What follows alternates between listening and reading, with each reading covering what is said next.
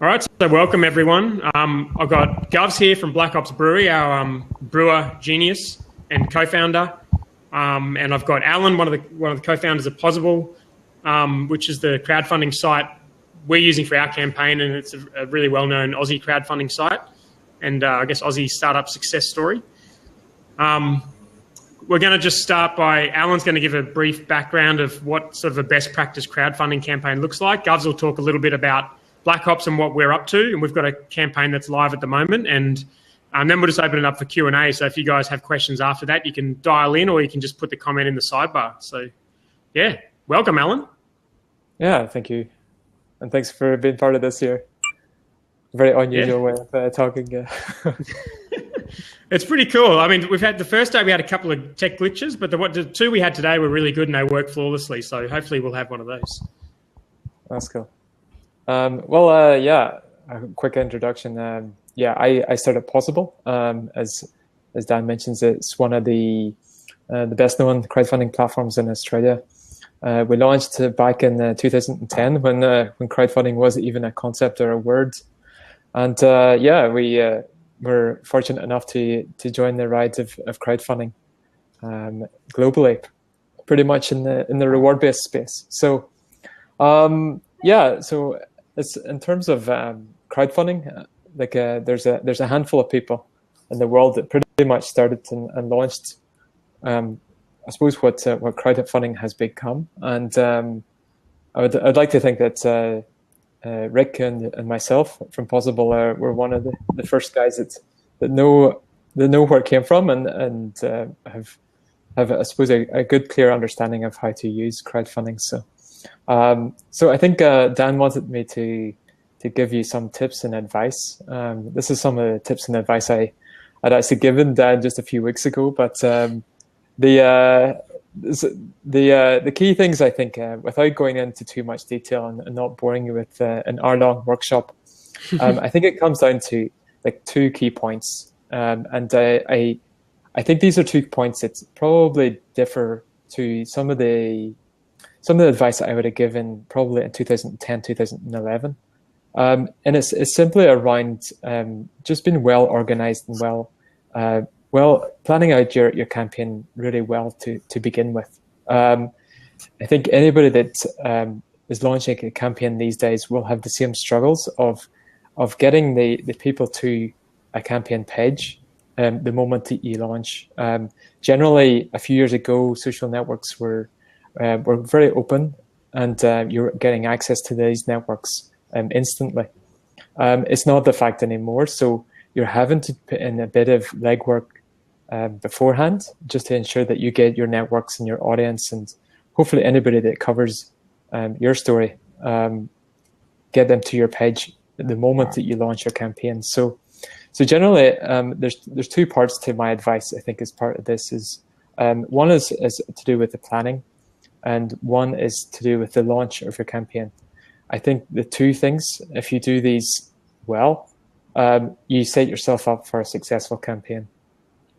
So there's some key advice, I think, with planning a campaign. The first one, and it might seem quite unusual, but I find that you need to do certain things to stand out from the crowd, and especially stand out in people's news feeds. And that's thinking about the branding and the visuals of how your campaign looks. Ensure that you've got that branding secure and set down before you even go to set up a campaign. And there's one key reason for this is that you want to be front of mind in people's news feeds and on social, on Twitter and Facebook. So make sure that any content that you're pushing out has that visual and style and branding so that people get to know who you are, and keep on constantly reminding, because people consume content so fast these days. So you have to be able to distinguish yourself in some way and around branding. So have that locked down and make sure that you have a good project image that people will recognize and that people will become familiar with. The second one is the pitch. And I think anybody that's looking at crowdfunding, I think it's nearly a mandatory thing to use a pitch video. Generally, it doesn't make a huge difference to the actual success of a campaign in terms of reaching your targets. I think we have found statistically that it makes maybe a slight difference, but the real difference we see is the amount that people raise through crowdfunding. So a pitch video, we tend to see that projects are raising up to, on average, about 5 times more than people that are not using pitch videos. So it has a dramatic effect on how much you can raise. So that's fundamental on the success, not only of doing well in your campaign, but going and surpassing your targets. So with a pitch video, there's some key tips. I think it's very important that you're able to connect with people, and really in a personal way. So getting access to your story, or being able to pitch yourself in a way that tells a little bit of insight into who you are, or the team behind the project, and also a bit of insight into how this project came about, because people want to understand and also build a trust in you and the team that are behind the project, and ensure that they can reach not only their target, but also fulfill what they promised within the pitch itself. So right, because they're sort of buying something that doesn't exist, right? Yeah, exactly. They're buying into your ideas. So you're really, I suppose, engaging people and hopefully building a connection with people, so that they connect with you, connect with your story, and connect with the idea that you're trying to do. So so that's around the pitch video. I think the content, the visuals, the branding, the pitch video, that all comes together. And then the second part, my advice is around the launch itself. So being able to prep people early and ensure that everyone knows the very moment that you go live, and ensure that any of the lists and the audiences and the networks that you can get access to are well clear about what's coming up, and also give them an opportunity to connect with you, either to follow you or to like you on Facebook, or to even register an email on your website. So that the very moment that you go out to your network, or to go live with your project, that you have these eyeballs that will come to your project and hopefully pledge early. And there's some techniques to do that to incentivize people to jump in early as well, because one key thing that we have found statistically as well is that there's a 30% milestone, actually, where we see that I feel like anybody that's outside of your own networks, they will see that your campaign has got traction, has had momentum, and they are much, much more likely to support your campaign. So I think getting to your 30% milestone early can be actually critical to the success of reaching your target. So yep. I think planning for that is quite critical. Cool, perfect. So I'll hand over to Govs. There's a couple of questions there, but I'll just, Govs, if you can just give people an idea of what we're doing at Black Ops, and I guess why we decided to use Pozible and crowdfunding. Yeah, absolutely. Thanks, Dan. Hey, everyone. I'm Govs. I'm one of the co-founders and head brewer for Black Ops Brewing. So just recently, we've launched a crowdfunding campaign through Pozible. So that came about, we started Black Ops back in November 2014. And it was kind of Eddie, Dan and I just sitting around the pub, had this idea to brew some beer. Dan brought a lot of influences from the Seventh Day Startup kind of ethos that have really influenced us the entire way through our business, and really been quite a game changer for us. And early on last year, crowdfunding as a topic came up for us, and we all agreed that it was a really cool way that the businesses can look to raise funds and increase their awareness. And we thought it was a really good fit for us. Everything we've done, it's quite different. And so we were definitely keen on the idea. We weren't quite sure how it would fit into us at the time. So we went about more traditional ways of raising some startup funds. We purchased our equipment, got a site set up on the Gold Coast, and kind of went about planning to open up our brewery here. And we got to a point where we knew we were going to be potentially looking to raise some extra money. We were looking at going into a packaged product, which we couldn't quite afford at the time. And that's when crowdfunding came back on the table for us. And we got in touch with Alan and the crew from Pozible quite early on. One of the key things for us was being able to have alcohol as a reward. Being a brewery, we need to be able to give people beer. So that was definitely a big tick from us. And we were really excited about proceeding with looking at crowdfunding as a less traditional way of raising money, and something, as I said, it really kind of fits with what we do at Black Ops. So Dan spent a lot of time working with Alan and the guys, and a lot of what Alan was talking about, we took on board, and we were really adamant to make sure that we did everything that was typical of a successful campaign, and 100% it's definitely getting those early plans in place so that by the time launch day comes around, you've got people clicking the refresh button ready to purchase what you've got. And Dan did a lot of work for that. I'd definitely like to take the credit for it. Yeah. But it was really cool. And one of the things Alan mentioned was we'd heard it from other successful campaigners, and that 30% target as an early on goal, it's indicative of your campaign succeeding. So we decided, well, if 30%, it's kind of like that's what you have to get. If you're not getting that, then you're kind of falling below the line. So we set ourselves a target of a 50%, and we wanted to get that on day one. We started up an ambassador group on our Facebook page. We had about 148 members join up. So they were designed as they were followers of us through our social media. We reached out to them and asked them to help us promote and spread the word for our Pozible campaign, and we were dumbfounded by how many people were happy to do that. So you definitely reach out to your existing circle and just put the word out. You'd be surprised how many people are willing to support something they already believe in and help you to achieve that. And they were amazing. They really helped us get our word out and get that message ready. So by the time we were launching, we had a strong awareness of the campaign was about to go.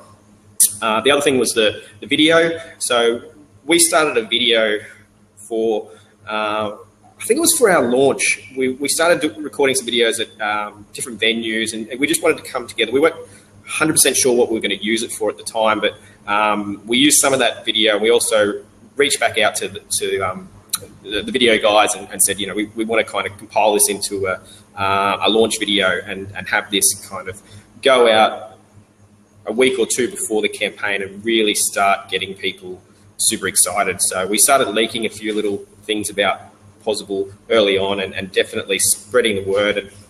And for us, selling beer is relatively easy, we've found. So having our first batch of beer as one of the rewards, it was something that people were excited to get behind. They understood why we were looking to raise this money. And we were super stoked. For those of you who don't know, we hit our 100% target within the first 24 hours. So I guess for us, the next challenge was, what do you do then? And how do you keep that momentum going when people might assume that, all right, the campaign's over. So you definitely need to be planning well out ahead and through right until the end of the campaign. Yeah, absolutely. So you mentioned the target we hit on the first day. So the thing that worked well for us was the ambassador group getting behind it and getting those rewards on day one. And also press worked really well for us. Like we've got, for whatever reason, whether it's just sort of the way we handled, the way we worded the press release or something, almost every press person I emailed came back straight away and started ringing me and wanted to write articles about it because we were sort of doing something that hadn't been done before. And I've been asked a few times since how I get so much press for stuff, because I seem to get a lot of press for stuff. But the truth is that I don't ever get any press for anything that's not newsworthy. And it's always like, if you can create something newsworthy, it's quite easy to get the news's attention for it. And we kind of took on Alan's advice of, like, what is it about you guys that people are going to want to get behind? And it was really our story. And so we really pushed that in the video. Just tried to make it really genuine, just said what we're doing, tried to be transparent, tell our story. And it's a great story that people like telling. So that press has been really good. I've noticed a direct correlation between when these articles come out and when we get backers on the campaign. So That's been really powerful for us. And it's a general proof thing as well. I think people now know it's a legitimate thing. It's not a campaign that's struggling. It's now something that's like a success story, which probably leads well into the first question, which I can't see anymore. But I think the first question I saw on there was, what do you do when you hit your target? And how do you keep people donating? And that's something we're going through at the moment. So maybe I'll throw that at you, Alan, and we'll talk about that. Firstly, it's a nice problem to have. Yeah, it's not every project has the same problem, but it's a very good question actually. And I think like this is some of the advice I would give you guys at the start is to really leverage the early momentum. So when I told you guys about early momentum, I was talking about 30%, not 100% on the first day, but it's really just leveraging that and nicely finding out the key stories. There's a timeliness aspect to actually reaching your targets. So there is a talking point around that. So whenever you reach your target in the first day, that can be enough to be an article or a news item because it's timeliness, you know. So I took a lot of advice actually from one of my employees actually, who was our PR manager at the time. She's now our general manager, but she itemized every reason why the likes of journalists pick up stories, whether it's timeliness or local based. Is it a national story? Is it relevant? Is it timely for something of a much bigger trend? Is it related to, I don't know, is it celebrity related? Pretty much looking at each element of your news publication. How is your project relevant to each of them sections? So tech-wise, like technology, I don't know, bringing in your project, you got the Call of Duty aspect to it. Does that lend to technology in the news publication? So it's looking to find out how your project is relevant to every type of news item. And I think generally after you've reached your target, it's about leveraging that success. It's about making sure that everybody knows about it and make sure that you're putting out content that people will share. And also you've already created an engaged audience, a very, very engaged audience with your followers.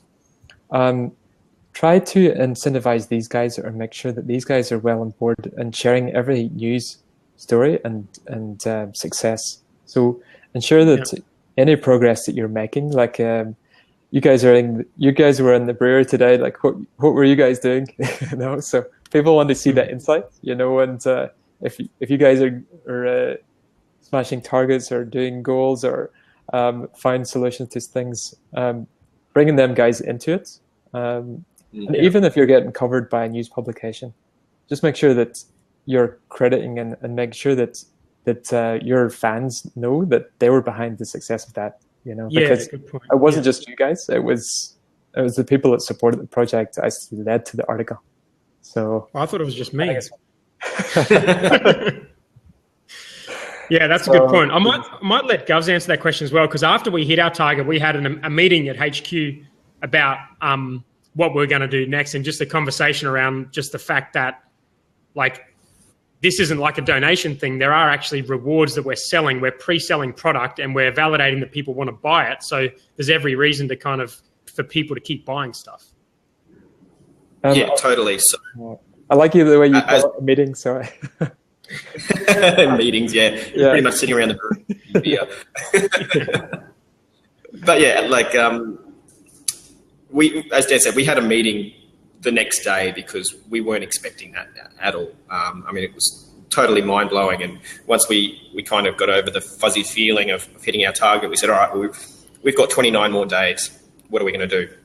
And so the first thing we decided to do was reach back out to our ambassador groups, because they'd been our biggest supporters and ambassadors for the campaign. And a lot of the feedback was kind of looking at additional rewards that we could offer, so to kind of spruik up some more interest. One of the reasons that we decided not to go with that is because we already had a lot of rewards still available. We were really pushing to kind of focus on what was already on offer. and continue to deliver that until we ran out of initial rewards. So rather than look at a stretch goal and looking to justify additional funding through another investment, we thought people were going to be happy to buy our beer in a pre-order and be able to get it first, be able to get the first cartons, be able to get exclusive merchandise, tickets to our launch party. They were really valuable rewards, and we believe we could continue to sell those. So that was kind of the decision that we had out of that discussion. Yeah. This one might be a good one for you, Alan. Just a quick one from Caroline about whether or not you guys did a blog post or anything around those newsworthy sort of areas. I think there is something, actually. I'll dig it out. I think it's in one of my workshop presentations. Oh, cool. Okay. I don't know if you can share documents here. No, but I've got a Facebook group. All the guys who are on this call are in my Facebook group. So I'll if you can, if it's the same one you send me, I can put that in there. Or if you got another one, if you could send it to me, I'll chuck it in the group after. Yeah, I'll dig it out, actually. And if it's not, I'll put it on our blog as well. Yeah. Okay, cool. How long? There was a question here. How long did you plan before launching? I've got a Trello board that I can give you guys, which is basically like a rough 10-week plan, which covers. I'll put it in the Facebook group after. If I try to find it now, it'll be a disaster. But so that was a 10-week plan that covered 6 weeks prior to launch and the 4 weeks of the campaign. But what ended up really happening was over Christmas, we got all our stuff delivered and we just focused on the brewery, and we didn't really do a whole lot of planning for the Pozible thing. And then a few weeks before, we did a lot more planning. So absolute best practice from my point of view would have been to plan like 6 weeks out and do something each week to build that momentum, and then had to do something every day during the campaign as well. What do you think about that, Alan? Yeah, Christmas is always a difficult one, actually. Generally, people, I don't know, it's probably a worldwide thing, but generally in Australia, we find that as soon as Christmas Eve hits, everybody goes offline, actually. Well, there's a small percentage of people that don't, but I think people just, I don't know, they think about doing things other than checking their Facebook feeds and things. So it's I think it's generally, I think 6 weeks is a good time to think. I think probably spending maybe the same time or maybe even twice the time planning, and the same amount I say running the campaign is good advice, I think. Yeah. Okay. It really depends. It really depends on the size, I think, as well. Like if you're going for $1 million, it might take that longer. Yeah, that makes sense. If anyone wants to call in too, feel free to call in. That's probably sometimes just an easier way to ask a question. If you want to ask Govs a question directly about Black Ops or Alan about crowdfunding, I'll bring Helen's one in here. I haven't read this. Might take a couple of seconds to read it.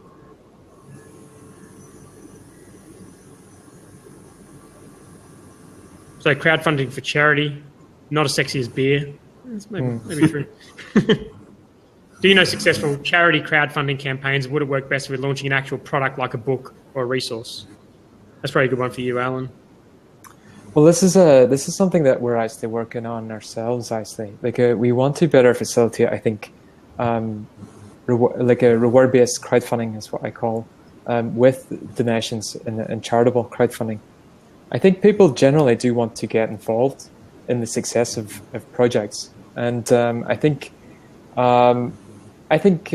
one-off projects, and this lends itself to reward-based crowdfunding and setting targets around individual projects. It does engage people better, I think, than even just charitable donations, if that makes sense. So they're generally, I advise charities to think about very specific projects as a way of either building new audiences or engaging new audiences into what they do, but at the same time try to find ways to engage others through maybe selling experiences or events, something that you wouldn't normally get access to. If that makes sense. So there can be the same like rewards, like maybe books or access to, I don't know, something that's to merchandise and things. But I think generally, and it's something I read as well quite recently. There was an article done on the millennia generation. It's more, you're more focusing on selling rewards, or sorry, experiences than it is tangible rewards. I think people value that more than anything else. So, okay.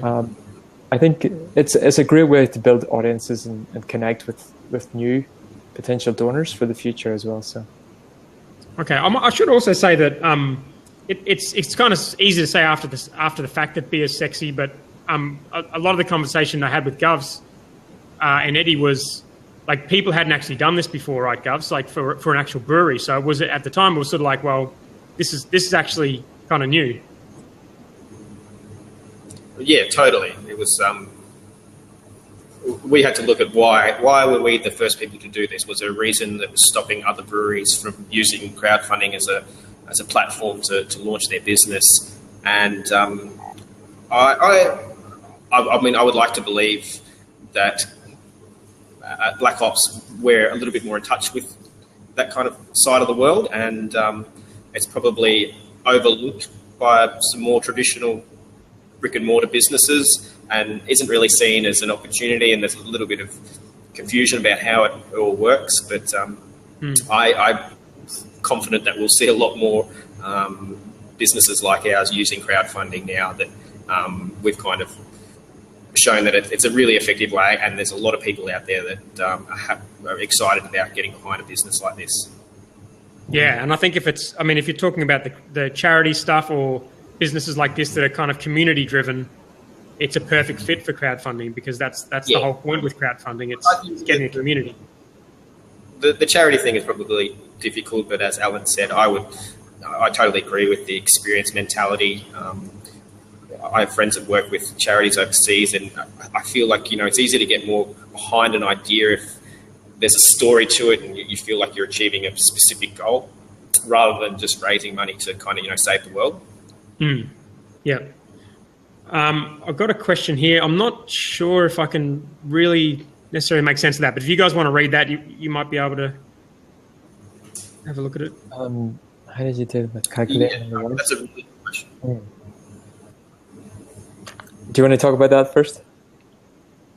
Yeah, I mean, I'll give you my point of view on this. This was really important for us as Black Ops. We obviously had a specific target that we were looking to raise ourselves, but through rewards, there's obvious costs involved.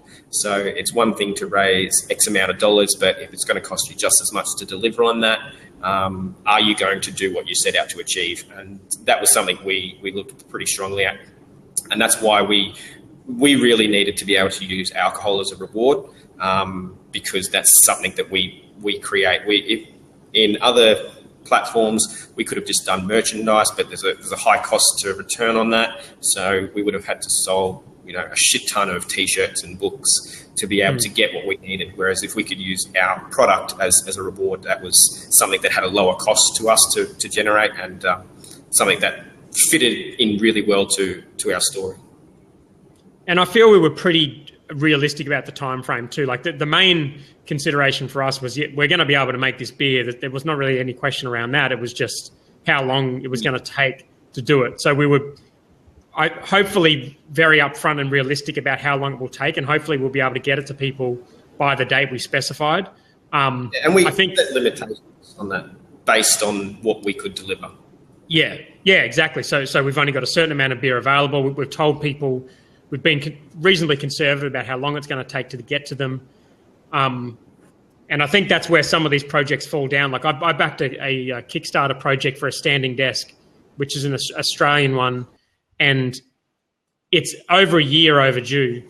And the overdue thing is annoying, but I mean, I can live without a standing desk, but it's just the way they've approached the communications and the updates, and I don't feel like they're being entirely honest about it. It just leaves you with a bad feeling. So I really wanted to make sure that didn't happen to our campaign. Even if people were going to have to wait 3 or 4 months, that we're upfront about it. And if it does blow out, they're going to know well in advance that that's going to happen. They're not going to find out 4 months after they were supposed to get the item and then get a smiley video saying everything's going well type thing.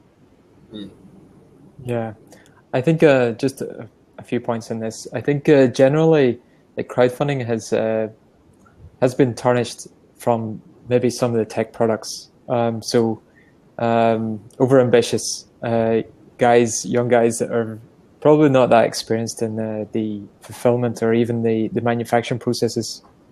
These are projects that are quite high risk. Anybody that works in technology knows the risks involved, especially if they've been in it for a long time. So I think it's you're right. I think there's definitely issues with certain industries, but I think businesses like Dan's and Black Ops, it's you know the risks. It's more upfront, more clear what the risks are. So generally, you can accommodate for that. So yeah, we also had Rob Walling on this lab this morning talking about validating ideas and using.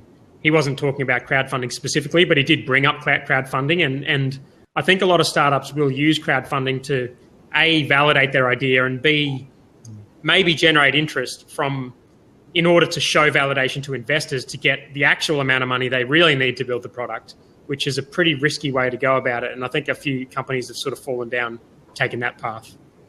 Yeah, you're right, Ashley, on this. Yeah. Alrighty. Let me know if you guys have got any more questions. I think the only other thing I would ask if people don't have any more questions is what are some good resources to send people to, or some good example projects if you guys have got any suggestions, and we'll point people to those, other than the Black Ops one, of course. But otherwise, if anyone else got any questions, then let me know. Alan, you got any example projects you can point people to? I think just generally on the resources side of things, like we have a really good handbook that goes through each stage of a campaign. I think it's worth, if you're wanting to check out some of the key, I think the key success factors, I'd say, running a successful campaign. Read these handbooks. I make this advice, but I never read anything. But it's always good to, I think, as well as that, trying to attend some workshops if you can see. I find that crowdfunding is pretty global these days, and any city that I visited, I look to see if there's something going on in crowdfunding, and there's always an event associated with crowdfunding somewhere. So Pozible runs a workshop in Sydney and Melbourne, and sometimes Brisbane, and sometimes Adelaide each month. So check out and see if there's any workshops in the local city in Australia, because we do monthly ones. Our Melbourne one's tonight, actually. Sydney one's tomorrow night. So cool. Just check out these guys, because then you get access to the people, and you also get access to pretty much an hour-long workshop to give you insight to the success of a campaign. But in terms of examples, we have a big festival at the moment. Anybody that's into heavy metal should check out Legion Music Festival at the moment. They have a very ambitious target of 3.25 million. We've got, what else have we got? I think there's a few campaigns just finished this week, but I can't think of any other ones offhand at the moment. The Poor Tom's Gin one was one that we looked at because they raised 68,000 or something like that as like an alcohol one, which was cool to look at. I've got a couple of friends who ran one for a backpack called Manal on which was on Kickstarter, which I've been using as a sort of a best practice guide as well. It's good advice, I say, for anyone. I say look at people that are doing similar things. Don't necessarily copy, but use some of the things that stood out as you as something you liked. So generally you'll know when you're looking around and you're supporting projects why you're supporting it.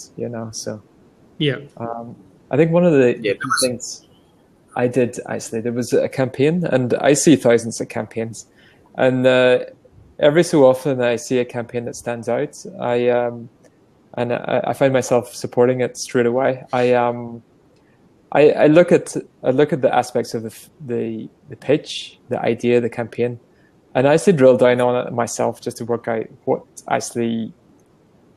did I connect with, you know what I mean? And sometimes it's the pitch video itself, you know. I'm like, I've even actually scripted a video just to understand how they got me, you know. Obviously it's personality, you know, and coming across, but at the same time, what did they say, you know, that I was bought over, you know. So I've seen myself scripting from someone else's pitch video, which is a bit weird, but I like to understand the psychology behind it. Yeah. Did you have something, Govs? Yeah, I think someone else just asked earlier, where do you get the handbook, is it? Yeah. I think the handbook's on the bottom in the footer of Pozible.com. So if you look at the footer, there should be a link to the handbook. Awesome. Okay. I think one of the things that I did early on that kind of assisted me in directing our campaign or coming up with some ideas, I just jumped on crowdfunding websites with no real desire to be backing anything specific, and I just went through it and looked at why things stood out. Exactly what Alan was saying. Like, what about the headline grabbed my attention, and how the page was presented? What things stood out to me, and what made me click on that and look further into it? So, presentation is certainly a huge thing. Yeah. It's something that didn't used to be such a big thing, I say. When crowdfunding was a new concept, people could get away with, I say, looking pretty average, to be quite honest. Because I think crowdfunding was quite a new concept, and people were adopting it and thinking, "Oh, this is quite new. I like the way the guys are doing this." But it's not so new anymore, I say. Like, crowdfunding's been around 5 years, so to stand out from the crowd, you have to do things slightly different, you know. And I say focus on some of these things like your branding and visuals. This is something I would never have told anyone 5 years ago. I would have probably thought to myself that they should be focusing just on, I say, building that audience, building that network of people, and building them lists. Nowadays, I'm thinking, okay, to stand out on social media, which is a huge driver of traffic, and that hasn't changed much. Facebook and Twitter and some of the social media, they're still a huge driver of traffic. Even if you get covered in a publication, you might get a handful of hits from the publication, but Facebook, it can go nuts, you know, just on one post, you know. So that's the key, you know, to be able to produce content that catches people's eyes on their newsfeed when they're flicking through very quickly on their mobile. Yeah. You know what I mean? Very cool. All right. Well, that's cool. That's been really good. So this recording will be up at the same link if people want to check it out. Just a final call to action, Govs, if you want to tell people how to learn more about Black Ops, and Alan, you can follow that. Yeah, absolutely. So please head over to our Facebook page, jump on our website. There's links to our Pozible campaign. It's still running for, I think, another 23 days. We've got rewards that are available locally here on the Gold Coast, and also rewards that are available internationally to be shipped. So we're really excited about pushing our target up as high as possible, and we'll be bringing out some cool announcements over the next few weeks. So yeah, thanks to everyone who has supported us, and thanks for having me on. Definitely, thanks for coming on, and same with you, Alan. If people could just find out where to chase you. Yeah, Dan, we're all very thirsty watching you guys drink your beer. Yeah, I know. This is the beer o'clock session. Yeah, sure, yeah. I think I might just go and have a beer now. So, thanks very much for having the conversation. And, so what's if people want to bother you online? Are you a Twitter person, Facebook, Instagram? Okay, I'm not so active on Twitter, to be quite honest. But just follow us. Like, you can grab my email. It's alan@pozible.com if you want to email me direct. That's probably the best way to get me, actually. Cool. You can probably stalk me on LinkedIn and Facebook. It's I don't know how active I am on them. So, what's LinkedIn? Is that like I was gonna say, yeah. It's a bit like Blab, yeah. All right, cool. All right, thanks, guys. Great stuff. All right. Thanks so much for coming, guys. It's a good session. See you. Bye-bye. See ya.